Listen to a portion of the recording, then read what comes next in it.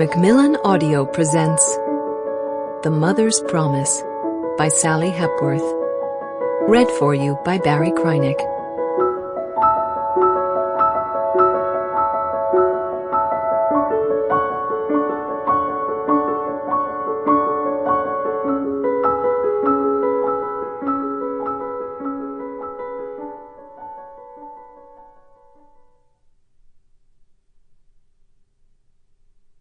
Part 1. With What Price We Pay for the Glory of Motherhood. Isadora Duncan. Chapter 1. When the doctor gave Alice Stanhope the news, she was thinking about Zoe. Was she all right? Was today a bad day? What was she doing? In fact, Alice was so swept up in thoughts of Zoe that when the doctor cleared his throat, she startled. "Sorry," she said.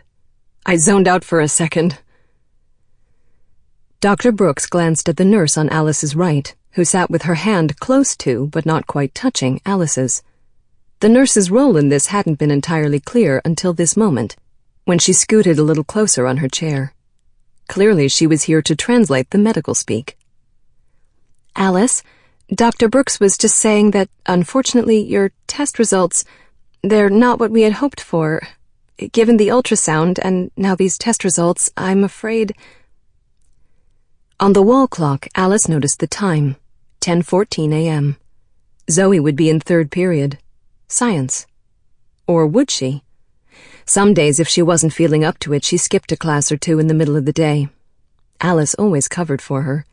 In fact, if it weren't for this appointment, she might have suggested Zoe have a day at home today. Instead, she'd watched as Zoe packed up her books and bravely headed out the door. In a way, the brave days were the worst.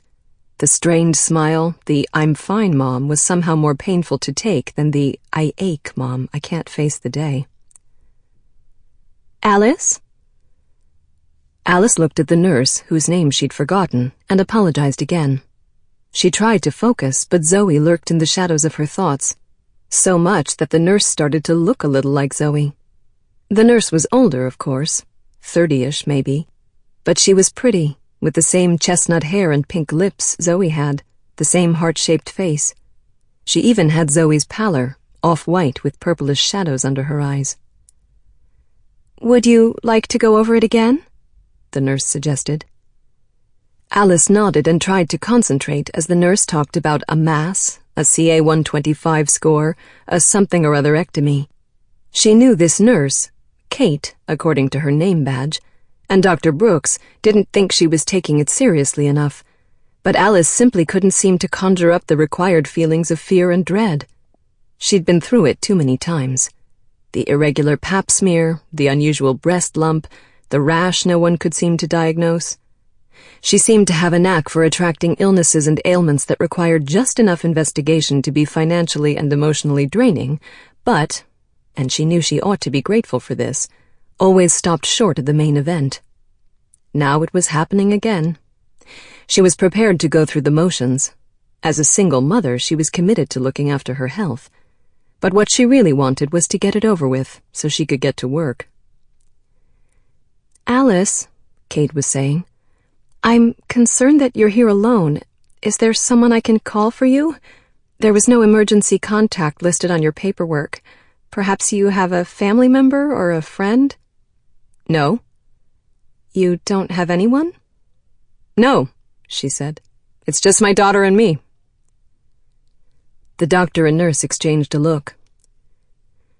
Alice knew what they were thinking. How could she not have anyone? Where are her family and friends? They probably couldn't wait to leave so they could talk about her. Alice couldn't wait to leave, too. "How old is your daughter?" Kate asked finally. "Zoe just turned 15. "And Zoe's father?" "Isn't in the picture." Alice braced for a reaction.